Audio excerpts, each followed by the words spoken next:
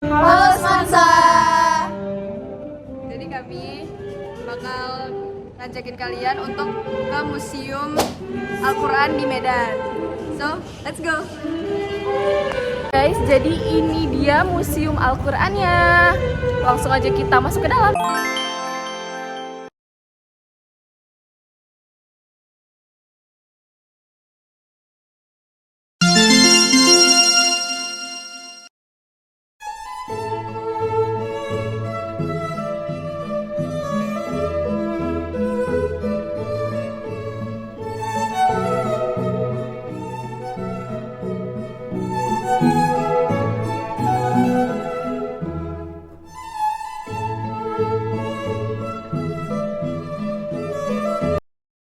Assalamualaikum warahmatullahi wabarakatuh. Selamat pagi Bu Imel dan selamat pagi juga untuk teman-teman semuanya. Perkenalkan, saya Mariska Indira Aprilia dan di sini saya sudah bersama Kak Salsadila. Nah, sekarang kami sudah berada di Museum Sejarah Al-Quran. Nah, di sini jadi kami ingin bertanya mengenai beberapa pertanyaan nih Kak seputar sejarah dari Museum Al-Quran ini. Boleh kita langsung ke pertanyaan pertama Kak? Boleh, silakan. Baik, jadi pertanyaan pertama itu, siapa sih Kak tokoh pencetus di balik berdirinya Museum Al-Quran ini? Untuk tokoh pencetusnya sendiri itu Bapak Pil Ihwan Azari. Bapak ini sendiri merupakan dosen di Universitas Negeri Medan dan beliau ini juga sejarawan Kota Medan. Oh baik, terima kasih ya Kak. Jadi Bapak ini sejarawan juga ya Kak? Iya. Oke baik, mungkin kita bisa lanjut ke pertanyaan selanjutnya oleh teman saya ya Kak. Terima kasih. Oke, jadi Kak pertanyaan selanjutnya itu bagaimana latar belakang berdirinya dari museum ini Kak? Mungkin latar belakangnya ini cukup panjang ya. Awalnya kita itu dari hasil riset itu tidak ditemukan adanya mushaf kuno di Sumatera Utara.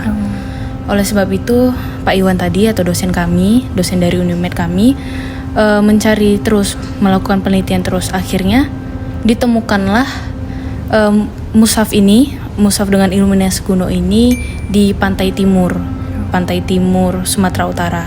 Barulah setelah melakukan riset ke Museum Istiqlal, di situ ditelitilah dari kertas itu. Dan jadi dalam kertas itu ada namanya kolofon. Kolofon itu untuk mengetahui usia kertas tersebut. Akhirnya diketahui bahwasanya mushaf itu sudah berusia 370 tahun. Nah itu kan sudah dipastikan karena adanya kolofon. Sedangkan dari Aceh sendiri itu katanya masih diklaim 700 tahun. Itu masih diklaim, belum adanya bukti dari kolofon. Jadi dari hasil riset itu akhirnya kita tahu bahwasanya Sumatera Utara ini juga memiliki mushaf tertua di Indonesia. Oleh sebab itu untuk menjaga kelestarian dari mushaf kuno atau koleksi lainnya yang berbau Islam, yang berbau tentang peradaban Islam, akhirnya dikumpulkanlah koleksi itu dalam Museum Sejarah Al-Quran ini guna untuk menjaga koleksi tersebut juga. Berarti cukup panjang ya Kak prosesnya? Iya. Setelah penemuannya juga masih harus dicek dulu berapa umurnya. Iya benar, kita kan nggak boleh asal mengklaim. Iya, oke, selanjutnya pertanyaannya akan ditanyakan oleh Perkenalkan, nama saya Farnadija Syarifah. Jadi di sini saya mau bertanya, Kak, apakah benda-benda yang di sini itu otentik dari pertama kali museumkan atau sudah ada yang menjadi replika? Kalau mengenai otentiknya bisa dilihat sendiri yuk. Mau kita lihat bersama?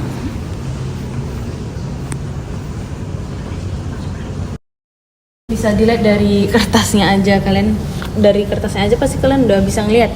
Ini umurnya pasti sudah tua, warnanya sudah warna kuning ini, dan kertasnya kan bukan seperti kertas sekarang. Kalian lihat kan, teksturnya aja berbeda karena biasanya kertasnya ini dibuat dari kayu, kulit kayu, atau biasanya sih dari kulit kayu atau kulit hewan. Bukan seperti kertas sekarang yang dari tumbuhan kan? Jadi kan di sini barang-barangnya masih otentik, Kak. Bagaimana cara museum ini menjaga dan melestarikan barang-barangnya agar masih relevan untuk dilihat di generasi mendatang?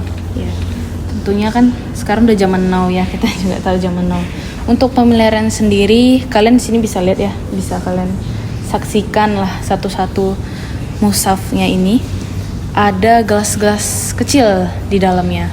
Nah awalnya itu gelasnya penuh, tapi dia menguap sekarang, akhirnya menjadi kosong. Karena apa? Kalau kertas ini dalam kondisi kering, pasti kertasnya akan menjadi rapuh dan mudah dimakan rayap. Oleh sebab itu, ditaruhlah gelas ini, lalu ada isinya air ini, agar kertas ini tetap lembab. Lalu ada ini yang 2 bungkus ini ya, silika, gunanya untuk mencegah jamur. Kan relevannya sekarang kalau kalian perhatiin di sini ada QR. Iya. Mungkin belum banyak digunakan museum QR ini. Jadi kalian ini pasti kan kepo kan. Ini gimana ya isinya? Kalian pasti ingin tahu kan gimana ini isinya. Jadi kita sekarang gampang aja tinggal scan QR. Kalau scan aja ini, kalian bisa lihat isinya. Makasih Kak. Pertanyaan selanjutnya akan dijelaskan oleh teman saya. Oke, selanjutnya saya Reti Sumarakasih Hasibuan. Di sini saya akan mewawancarai Kakak Salsa. Nah, di sini kan semuanya objek ini kan otentik ya Kak. Nah, ada nggak salah satu objek yang memiliki cerita yang menarik gitu di balik objek otentik tersebut? Mungkin cerita menariknya yang sudah saya sebutkan tadi ya, ada mushaf tertua. Mungkin bisa jadi tertua di Indonesia karena sudah dibuktikan keotentikannya tadi dari kertasnya melalui kolofon. Tadi sudah saya jelaskan kolofon itu. Jadi cerita uniknya mungkin pencariannya yang cukup panjang. Yang katanya Sumatera Utara ini belum punya mushaf kuno. Akhirnya dengan Pak Ikhwan ini mencari, melakukan penelitian, melakukan riset, akhirnya ditemukanlah mushaf kuno ini dengan berumur sangat tua, 370 tahun. Itu dia sih cerita menariknya. Akhirnya ditemukan, itu dia. Ya. Boleh kita ke mushaf tertua itu kan? Oh iya, boleh. Tadi, oke. Ini namanya mushaf tertua, dia yang pinggir ini, atau kalian bisa lihat yang pinggir-pinggir sini, ini namanya kan iluminasi. Itu namanya iluminasi. Yang hiasan-hiasan di pinggir ini. Nah, karena mungkin dia berusia sangat tua, jadi iluminasinya ini sangat sederhana juga gitu. Selanjutnya akan ada teman saya selanjutnya yang akan mewawancarai Kakak Salsa. Baik, jadi nama saya Amira. Saya akan menanyakan pertanyaan mengenai bagaimana caranya mengumpulkan semua objek-objek yang ada di Museum Al-Quran ini, Kak. Teknik pengumpulannya itu atau cara pengumpulannya itu ada 2 sih kalau di museum ini. Karena museum ini merupakan museum khusus, maksudnya itu temanya hanya satu kan, museum mengenai sejarah Al-Quran atau tentang peradaban Islam. Jadi yang pertama itu caranya, maksudnya yang pertama itu merupakan milik dari Pak Ikhwan tadi, ada juga rata-rata ini milik beliau. Lalu yang kedua itu hibah itu atau sumbangan dari orang. Jadi sumbangan dari orang ini biasanya mereka itu atau beliau ini menitipkan mushafnya di sini agar mushafnya ini terjaga juga di sini. Kalau di sini kan kami selalu melakukan konservasi ya, yang secara teratur. Maksudnya itu pembersihan di mushaf ini gitu. Oke, baik. Jadi itu pertanyaan saya. Jadi kesimpulannya adalah mushaf di sini dikumpulkan baik milik dari Pak Ikhwan sendiri dan dihibahkan dari beberapa orang yang ingin Al-Qurannya diletakkan untuk di museum ini. Kemudian lanjut ke pertanyaan selanjutnya yang akan ditanyakan oleh teman saya. Kak, sekarang kita masuk ke pertanyaan terakhir. Perkenalkan, nama saya Adrin. Nah, jadi sekarang saya mau menanyakan nih tentang lokasinya nih Kak. Jadi kan ini tuh lokasinya terletak di Jalan William Iskandar, Kecamatan Percut Seituan, Kabupaten Deli Serdang, Kota Medan, Sumatera Utara. Dan ini tuh terletak pas di sebelah gedung serbaguna Pemprov Sukan. Nah, jadi kira-kira apa sih yang dijadikan pertimbangan dalam penentuan lokasi pembangunan museum ini di sini? Awalnya sebenarnya museum ini harusnya berada di Sport Center. Kalau kalian tahu Sport Center itu di arah mau jalan ke Kuala Namu.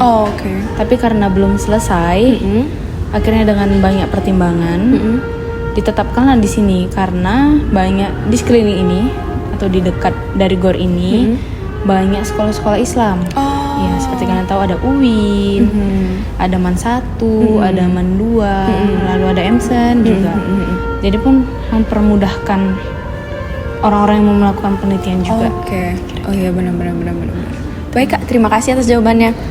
Oke, terima kasih buat Kak Salsa atas waktunya mau menjawab pertanyaan-pertanyaan dari kami semua mengenai sejarah dari Museum Al-Quran ini. Sekian video dari kelompok kami. Semoga video ini dapat bermanfaat buat kalian semua. Wassalamualaikum warahmatullahi wabarakatuh.